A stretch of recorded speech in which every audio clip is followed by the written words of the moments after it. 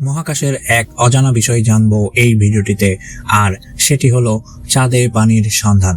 2013 সালের শেষ থেকে 2014 সালের শুরু পর্যন্ত ল্যাডি নামের নাসার একটি মহাকাশ মিশন চাঁদের অত্যন্ত পাতলা বায়ুমণ্ডল এবং এর ধুলোময় পরিবেশ পর্যবেক্ষণ করছিল। আর ল্যাডির সেই পর্যবেক্ষণ বিজ্ঞানীদের নিয়ে যায় এক নতুন আবিষ্কারের দিকে। What we discovered is that the surface releases its water when the moon is bombarded by micrometeoroids. চাঁদের পৃষ্ঠ থেকে পর্যায়ক্রমে পানি নির্গত হচ্ছে।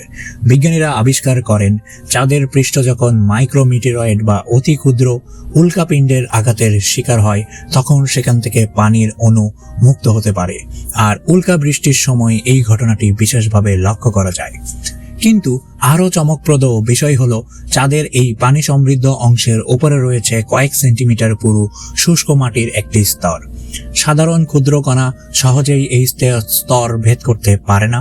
তুলনামূলক বড় মাইক্রোমিটেরয়েডের আঘাতই এর নিচে থাকা পানি সমৃদ্ধ অংশ পর্যন্ত প্রভাব ফেলে।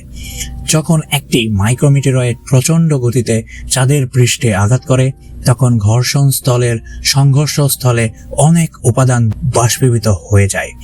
একই সঙ্গে সৃষ্টি হয় একটি শক্তিশালী শকওয়েভ, যা আঘাতের স্থান থেকে চারিদিকে ছড়িয়ে পড়ে। এই শকওয়েভের শক্তি মাটির ক্ষুদ্র দানার সাথে যুক্ত পানির অণুগুলোকে মুক্ত করে দেওয়ার জন্যই যথেষ্ট। মুক্ত হওয়া সেই পানির একটি বড় অংশ চাঁদের অতি পাতলা পরিবেশ পেরিয়ে মহাকাশের দিকে চলে যায়।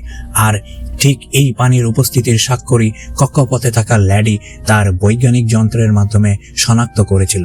বিশেষ করে নিউট্রাল মাস স্পেকট্রোমিটার থেকে পাওয়া তথ্য বিশ্লেষণ করে বিজ্ঞানীরা পানি পরিমাপের বা পানি পরিমাণের তীব্রতা ও ওঠানামার একটি নির্দিষ্ট ধরন দেখতে পান। এরপর সেই পরিবর্তনের সঙ্গে পরিচিত উল্কাপুঞ্জ বা মেটেরয়েড স্ট্রিমের সময়ের মিল পাওয়া যায়। এর একটি গুরুত্বপূর্ণ উদাহরণ ছিল জেমিনিড মেটিওর শাওয়ার। 2013 সালের ডিসেম্বরে জেমিনিড উল্কা বৃষ্টির সময় ল্যাডি পানির উপস্থিতিতে একটি বড় বৃদ্ধি শনাক্ত করতে সক্ষম হয়েছিল। ল্যাডির এই পর্যবেক্ষণের কারণে আমরা এখন জানি চাঁদের পৃষ্ঠ জুড়ে অল্প পরিমাণে হলেও পানি ব্যাপকভাবে ছড়িয়ে রয়েছে।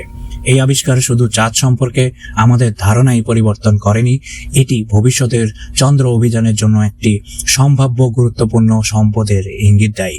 একই সঙ্গে এটি আমাদের আরও ভালোভাবে বোঝাতে সাহায্য করে চাঁদের ভূতাত্ত্বিক অতীত এবং আজও চলতে থাকা তার বিবর্তনের প্রক্রিয়া। ভিডিওটি ভালো লাগলে লাইক, কমেন্টস এবং শেয়ার করুন।